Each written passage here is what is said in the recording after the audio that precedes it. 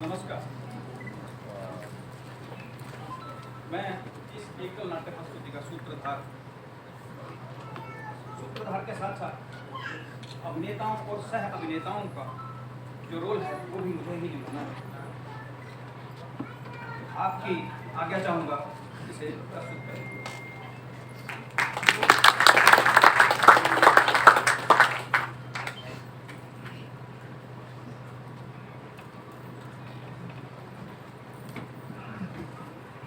जब हमारी इच्छाओं का संचालन विदेशी शासक कर रहे थे और हमारी संपदा, हमारी दौलत को लूट लूट कर 7 समंदर पार ले जा रहे थे, तब कितने ही वीर बलिदानियों ने उन विदेशी शक्तियों को, उन अत्याचारियों को ललकारा और अपने प्राणों की आहुति दी। परंतु फिर भी उनके नाम इतिहास के पन्नों से मिटाए जाने के यत्न हुए और उनकी यादों को भुला देने की कोशिश की गई। लेकिन आज की युवा पीढ़ी ने स्वतंत्र भारत का नया इतिहास लिखना शुरू किया है, जिसमें उन सच्चाइयों का वर्णन भी है जिन्हें स्वार्थी लोगों ने झूठ की परतों के नीचे छुपा रखा था। समय के निष्पक्ष हाथों ने उन सच्चाइयों को ढूंढ निकाला है, उन्हें प्रकाश में लाने के प्रयत्न होने लगे हैं। उस नए इतिहास के एक स्वर्णिम अध्याय का नाम है वीर सावरकर।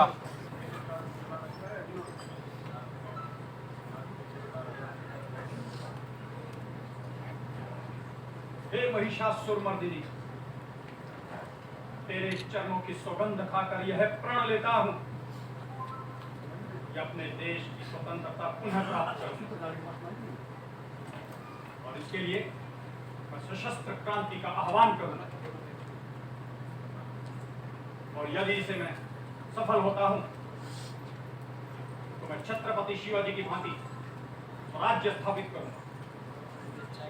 मां, मुझे शक्ति दो मां, मुझे शक्ति दो मां। सावरकर का जन्म 28 मई 1883 नासिक में हुआ था। सावरकर भारतीय स्वतंत्रता आंदोलन के अग्रिम पंक्ति सेनानी और प्रखर राष्ट्रवादी नेता थे। भारत को हिंदू राष्ट्र बनाने में उनका महान योगदान है। स्कूल की पढ़ाई पूरी करने के बाद स्नातक की शिक्षा लेने के लिए फर्ग्यूसन कॉलेज पहुंचे। कॉलेज के दिनों में भी वह राष्ट्रभक्ति से ओतप्रोत ओजस्वी भाषण देते थे। 1904 में उन्होंने अभिनव भारत नामक क्रांतिकारी संगठन की स्थापना की। यह महान क्रांतिकारी लेखक और ओजस्वी वक्ता भी है। आइए देखते हैं एक झलक।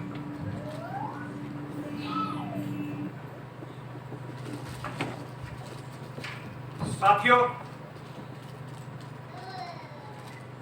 हम इन अंग्रेजों को अपने सिर पर तांडव करने नहीं दे सकते। इन्होंने बंगाल का विभाजन तो कर ही दिया, इसी प्रकार ये पूरे देश का विभाजन कर सकते हैं। लेकिन हम चुप नहीं बैठ सकते, कुछ तो करना होगा हमें। आज इस यज्ञ के हवन कुंड में हम विदेशी वस्त्रों की होली जलाएंगे। और केवल विदेशी वस्त्र ही क्यों, सभी विदेशी वस्तुओं की हम होली जलाएंगे, ताकि उनके कानों तक एक संदेश पहुंच सके कि हम हिंदुस्तान के युवा सोए नहीं हैं। आइए आइए साथियों, हम आज विदेशी वस्तुओं की होली जलाते हैं। वंदे मातरम। वंदे भारत, वंदे भारत, वंदे भारत, वंदे भारत। विदेशी सामान की होली जलाने के बाद 1905 में सारे देश में विदेशी सामान का विरोध होने लगा। देश में फिर से क्रांति की लहर चल पड़ी। बाबा राव सावरकर को उच्च शिक्षा दिलाने के लिए विदेश भेजने का प्रयास कर रहे थे, लेकिन मध्यम वर्गीय परिवार होने के कारण नाकाम रहे। इस विषय में उन्होंने बाल गंगाधर तिलक से बात की।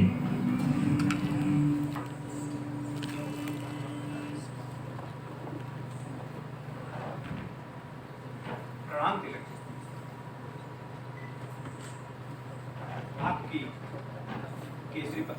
लेख पढ़ कर ही मुझ में एक जोश आता है, और वही जोश मुझे आज यहां तक लाया। अब मेरा मन है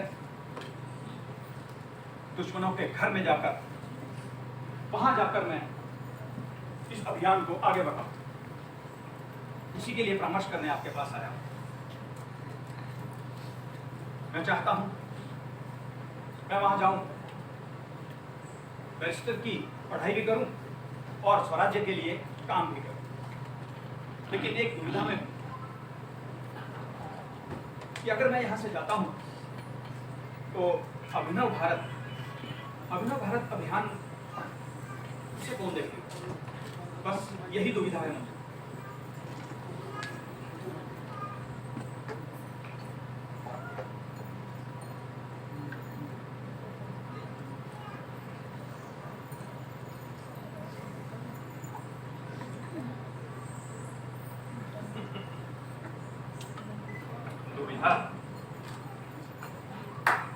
दुविधा किस बात? अरे तुम्हारी दुविधा का हल तुम्हारे घर में ही है। बाबा राव हैं हमारे बड़े भैया। अरे बाबा राव संभालेंगे सावरकर, और फिर बाबा राव अनुभवी, उन्होंने संगठन के कई कार्यों में जिम्मेदारी ली है। सावरकर,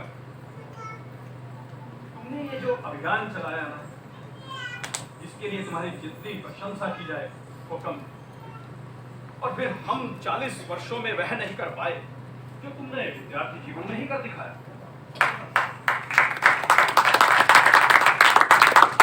अभी कल ही मैंने सुना कि तुमने विदेशी वस्तुओं की गोली चलाई। प्रशंसनीय है।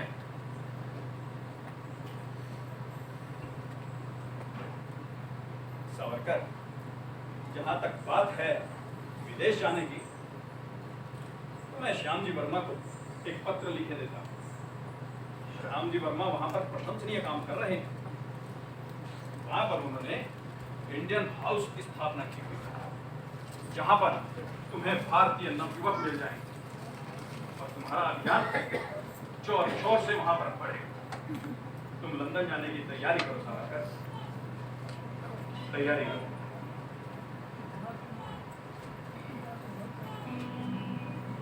विदेश पहुंचते ही अंग्रेजों की पैनी नजर सावरकर के ऊपर थी। वहां पहुंचते ही सावरकर के कपड़ों पर सवाल उठाए गए, पर सावरकर ने मन में जो ठान रखा था उसे पूरा करना था। उसके बाद वह इंडिया हाउस पहुंचे, जहां उनकी मुलाकात लाला हरदयाल, श्यामजी वर्मा, मैडम कामा से हुई। उन दिनों इंडियन हाउस की देखरेख लाला हरदयाल कर रहे थे, जहां सैकड़ों भारतीय रहते थे। जाते ही सावरकर ने एक मीटिंग में अपना जोरदार भाषण दिया।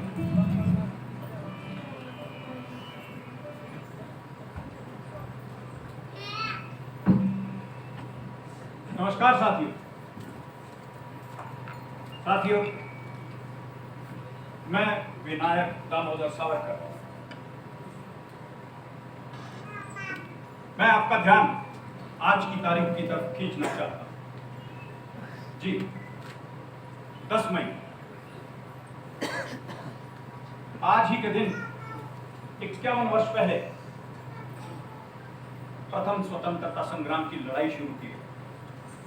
जी हां, मैं बात कर रहा हूं 1857 की।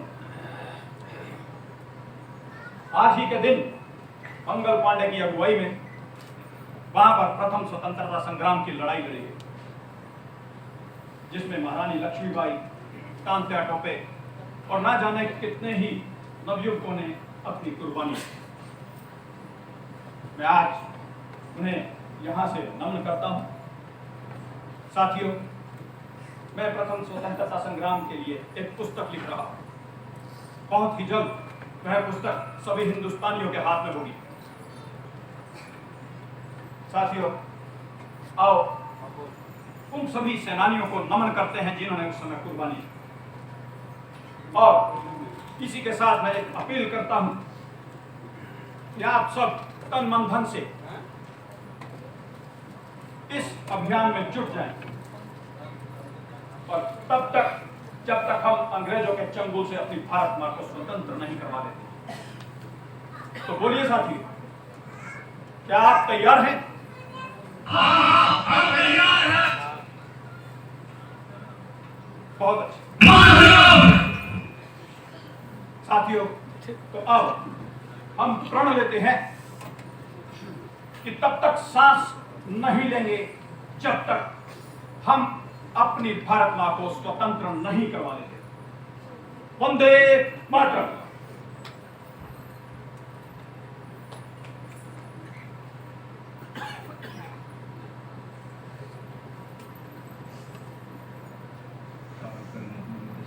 में 1857 के करीब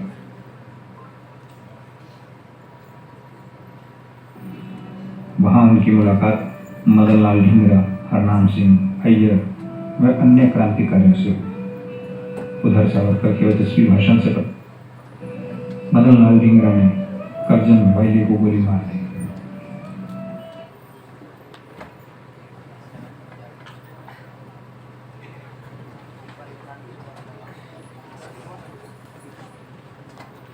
प्रणाम मदन, मैं आपसे मिलने आया। मदन, मुझे याद है जब हमारी पहली मुलाकात, आपके तेवर देखकर ही मुझे यह एहसास हो गया कि आप चुप बैठने वालों में से नहीं।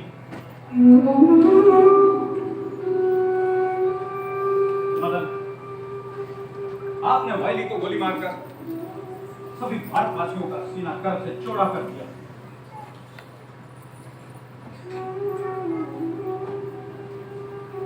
आपका यह कदम, आपकी यह कुर्बानी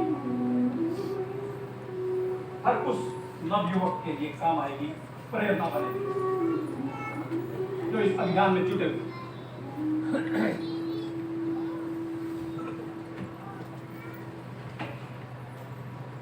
सावरकर, सावरकर, मेरे चेहरे पर कहीं तुम्हें डर तो नहीं नजर आ रहा? नहीं ना? बस इसी बात की चिंता खाई जा रही है। सावरकर, तुम देख लेना 17 अगस्त को जब ये लोग मुझे फांसी पर ले जाएंगे ना, मैं यूं ही हंसता हुआ वहां जाऊंगा और फंदे को हार समझकर पहन लूंगा। बस मन में एक ही मलाल रहता कि एक ही जीवन मिला मातृभूमि की सेवा के लिए।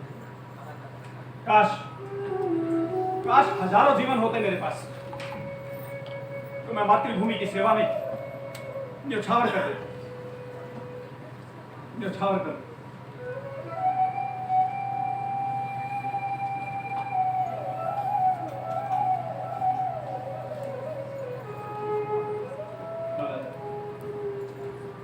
आप श्रेष्ठ हैं, आप महामानव। प्रणाम। मां भारती हम सबका मार्ग प्रशस्त करें। वंदे मातरम।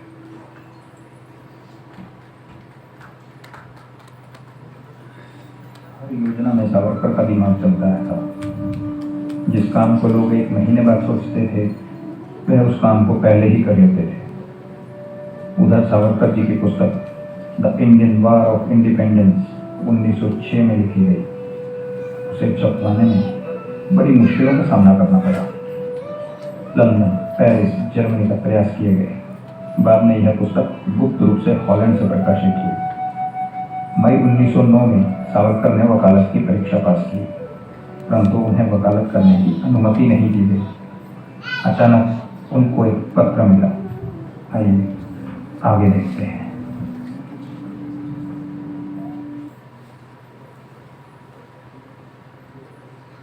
सावरकर, मुझे एक बात समझ नहीं आ रही।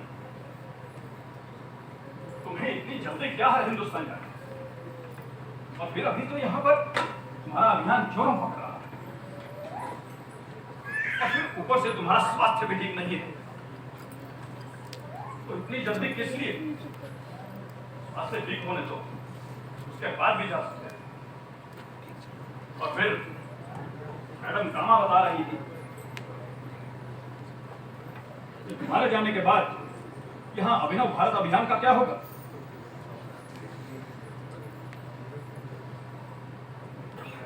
और शायद तुम्हें मालूम नहीं कि लंदन और हिंदुस्तान में तुम्हारी गिरफ्तारी के वारंट जारी हो चुके हैं। जो भी निर्णय लो सोच समझ कर लो। अभी मैडम कामा और हरदयाल जी आते होंगे।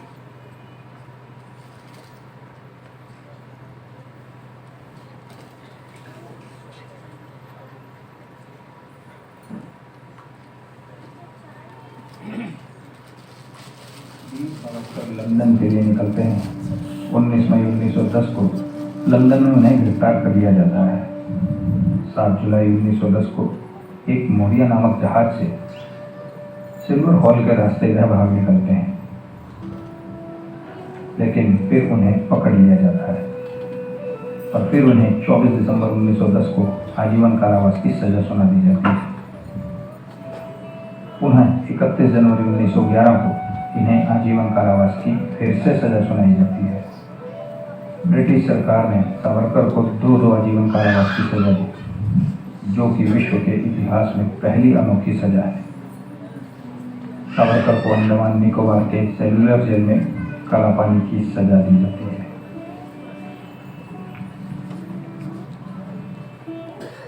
वंदे भारत, वंदे भारत, वंदे भारत, वंदे भारत। किसी को चैन से बैठने मत दो, उसको कभी न सजा दी जाए। Do you understand? You are a criminal. God has sent me here to punish you. Do you understand? God has sent me here to punish you. इससे काम करो और जिसने भी बात से कमरे से निकाला उसको जबरदस्त सजा दी जाए। Do you understand? काम करो, काम करो, तुम काम नहीं करते हो क्या? काम करो, मिलता इससे काम करो। तुम भी इसी तरह तुमको बता रहे हो, काम नहीं कर सकते हो क्या? ये डेविड बैरी की जेल है, क्या करते हो? ये डेविड बैरी की जेल है, क्या बयान नहीं कर रहा? काम करते, तो मैं रुक जाते करो। मिर्जा मारे गए तुम, मिर्जा कहाँ मर गए तुम? I want to meet the dangerous Kenny, जिसने समुद्र में छलांग मारा हो, तुम्हारा बैरक मारो एक कमीना को। इनको पता लगना चाहिए कि ये डेविड बैरी की जेल में है। David Barry. Welcome mister barrister Vinayak Damodar Savarkar. Welcome. तो तुम समुद्र में कूदकर भाग गए थे। यहाँ से कैसे भागोगे? You know, तुम डेविड बैरी की जेल में हो और डेविड बैरी की जेल से भागना नामुमकिन है। अगर यहाँ से भागने की सोची भी ना तो तुम्हारे घर वालों को तुम्हारी लाश भी नसीब नहीं होगी। Because I am David Berry। अरे नारियल छिलो, नहीं तो तुम्हें कोलू में झोंक दूंगा। मिर्जा, संभालो इन्हें, देखो इन्हें। वंदे भारत, वंदे भारत, वंदे भारत, वंदे भारत।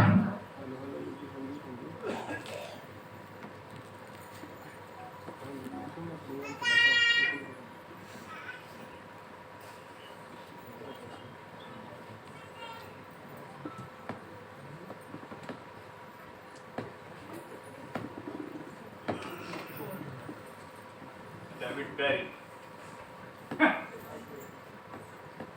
डेविड बैरी, हम कोई चोर उचक्के डाकू लुटेरे नहीं हैं।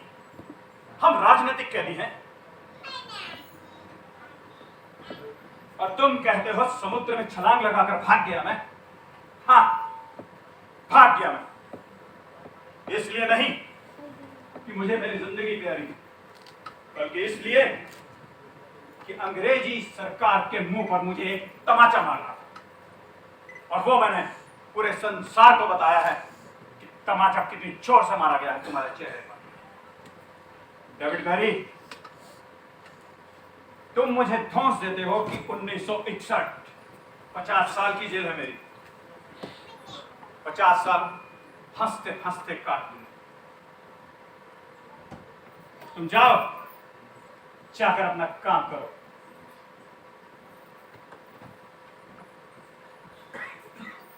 और भाइयों, कैसे हो आप लोग?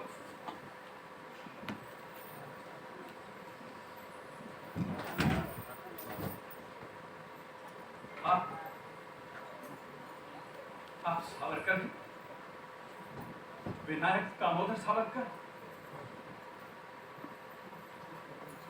सावरकर,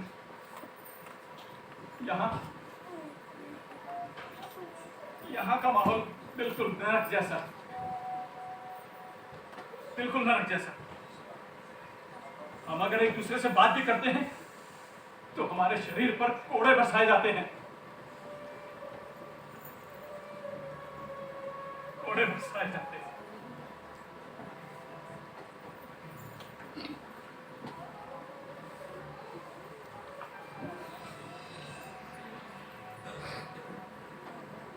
हमें नहाने के लिए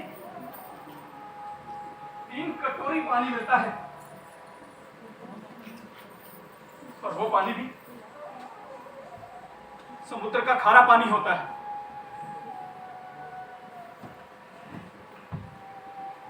बदन पर डालते ही जख्मों पर लगता है, जख्मों पर लगता है।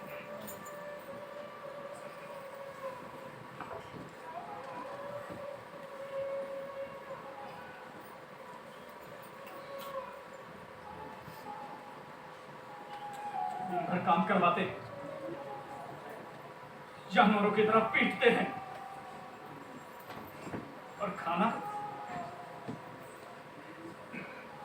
खाने में जो सब्जी मिलती है उसमें सांप के टुकड़े, कॉकरोच, जहरीले कम खजूरे मिलते हैं।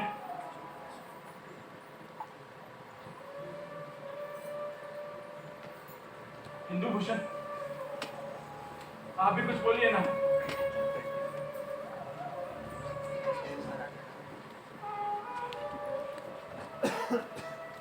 सावरकर, ये सब तो हम सहन कर ले, लेकिन हर रोज कैदियों को 6 बजे, शाम को 6 बजे कैदियों को बंदीगृह में डाल दिया जाता है और सुबह 6 बजे तक दरवाजा खोला नहीं जाता। और फिर चाहे किसी को पेशाब आया शौच, किसी के लिए दरवाजा नहीं खुलता। और उस अंधेर कोठरी में एक मिट्टी का छोटा सा बर्तन है जिसमें पेशाब भी पूरा नहीं आता। उसी में पेशाब करो और उसी में पानी पियो, उसी में पानी पियो।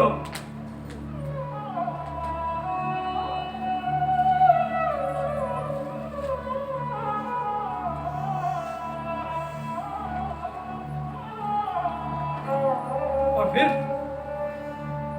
इस माहौल से अगर किसी को उल्टी आ जाए तो उसे कोलू में झोंक दिया जाता है। दिन रात उससे कोलू चलवाते हैं, कोड़े बरसाते हैं।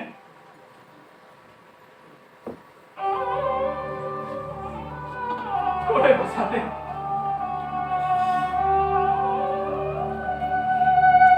ऐसे माहौल में कैसे जिया जाए? मरने का मन करता है, मरने का मन करता है सावरकर, मरने का मन करता है।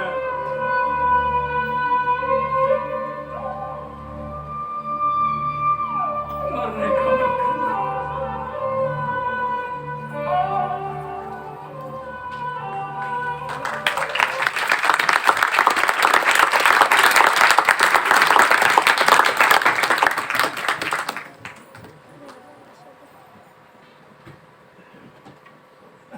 Oh, you bloody fools. Just shut up. ले जाओ सावरकर को टहल सबसे अलग 7वें बैरक की तीसरी मंजिल की लास्ट काली कोठरी में। वहां ना तो यह किसी कैदी से मिल सकेगा और ना ही कोई कैदी इससे बात करेगा। सारी अकल ठिकाने आ जाएगी। वहां काल कोठरी में इसकी सारी हैकड़ी निकल जाएगी। Bloody Indian dogs.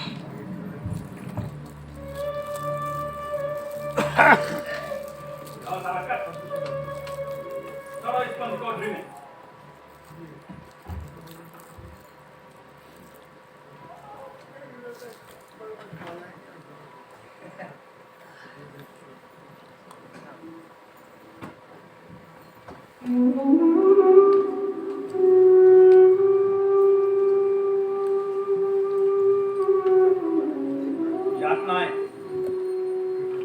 यातनाएं मिलना तय था।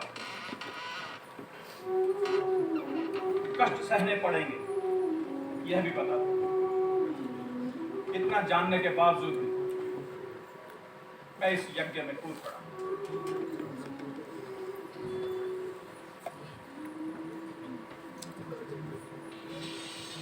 यह एक अग्निपथ है, अग्निपथ। और अग्निपथ कभी आसान नहीं हुआ करते, कभी आसान नहीं हुआ करते अग्निपथ।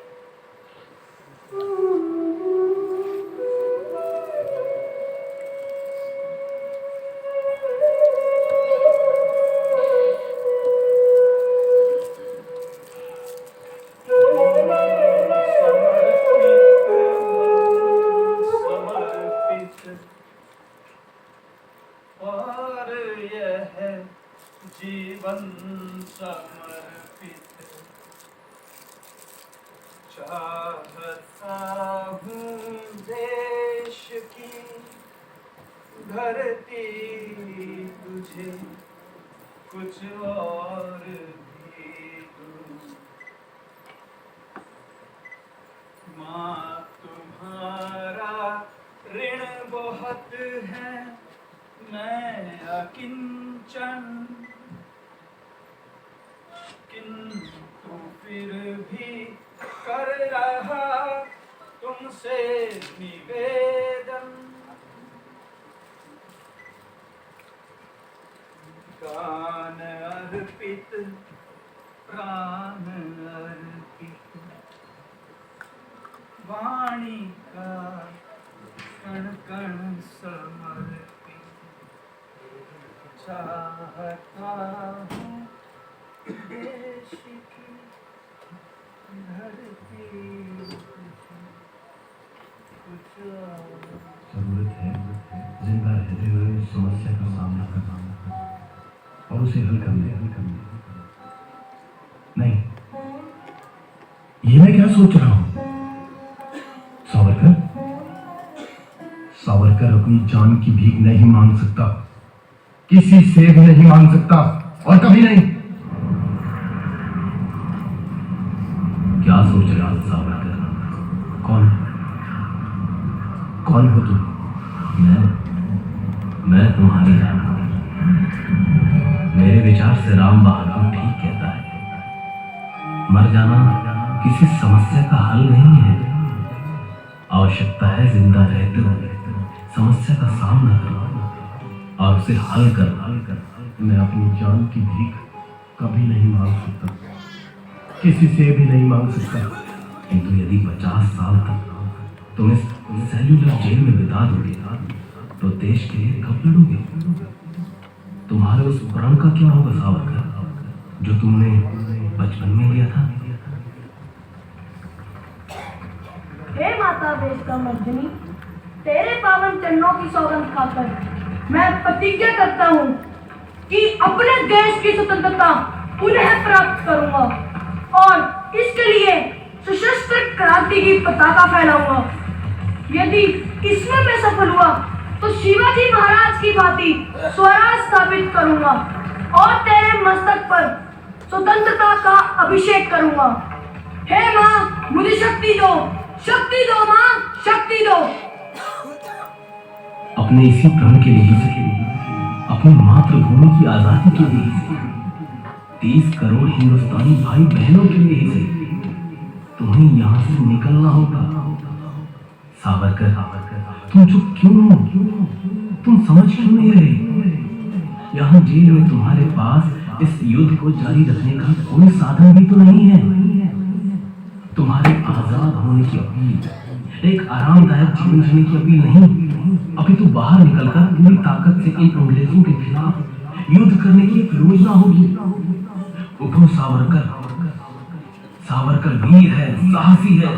सावरकर 30 करोड़ हिंदुस्तानियों को अंग्रेजों के हाथों मरने के लिए नहीं छोड़ सकता। तुम्हें माफीनामा लिखना होगा सावरकर। उठो सावरकर, उठो उठो उठो उठो सावरकर, उठो, जागो, सोचो मत सावरकर, तुम्हें ही इस देश को आजाद कराना होगा, अपने भारतीय भाई बहनों के लिए लड़ना होगा। उठो सावरकर, उठो उठो सावरकर।